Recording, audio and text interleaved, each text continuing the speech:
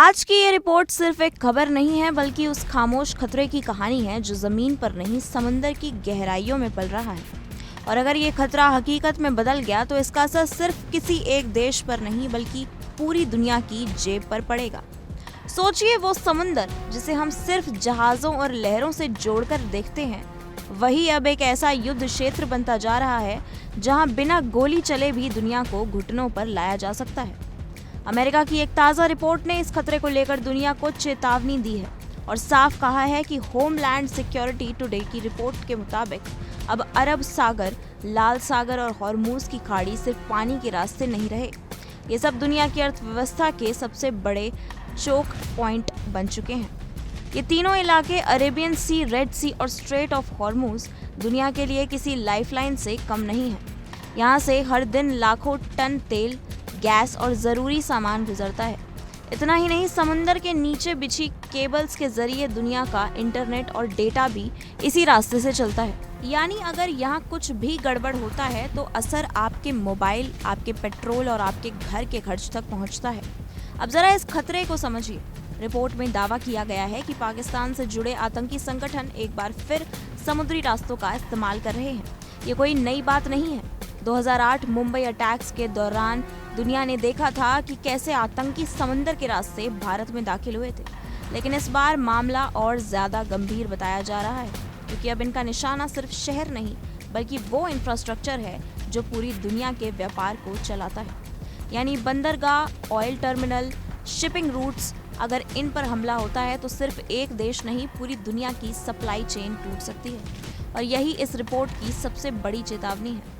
अब बात करते हैं उस खतरनाक ट्रायंगल की। ये तीनों समुद्री रास्ते आपस में ऐसे जुड़े हैं कि अगर एक भी बाधित हुआ तो पूरा सिस्टम हिल जाएगा। खासकर हॉर्मूज की खाड़ी, ये इतना संकरा रास्ता है कि यहाँ से गुजरने वाले जहाज़ों पर नज़र रखना आसान है और यहाँ अगर तनाव बढ़ता है तो तेल की सप्लाई सीधे प्रभावित होती है।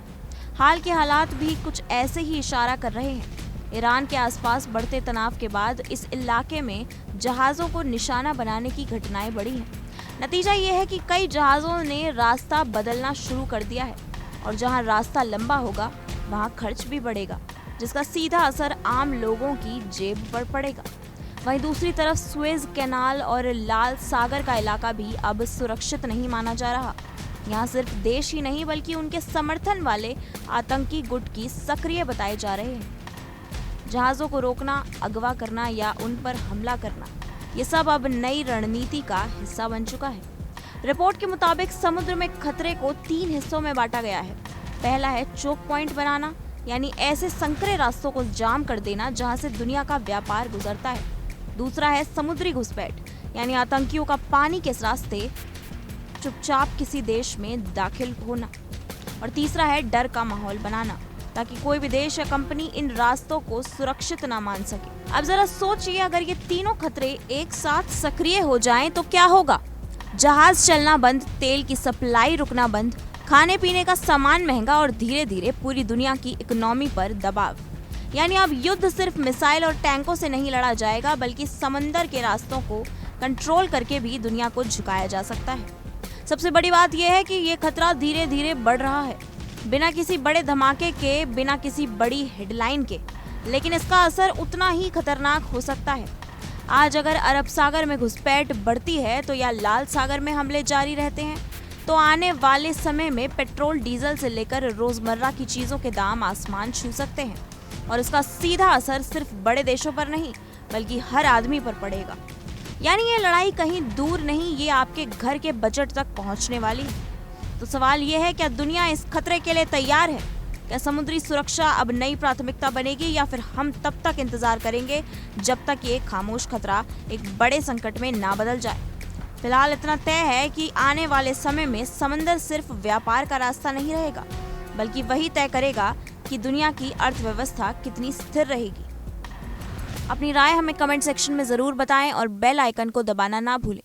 फिलहाल के लिए इतना ही। देश और दुनिया से जुड़ी तमाम खबरों के लिए जुड़े रहिए इंडिया डेली के साथ। देखिए इंडिया डेली 24/7 अब आपकी स्मार्ट टीवी पर। इंडिया डेली मौजूद है सभी डिजिटल प्लेटफॉर्म पर लाइव और लगातार। इंडिया डेली 24/7 हर दिन राष्ट्र को समर्पित।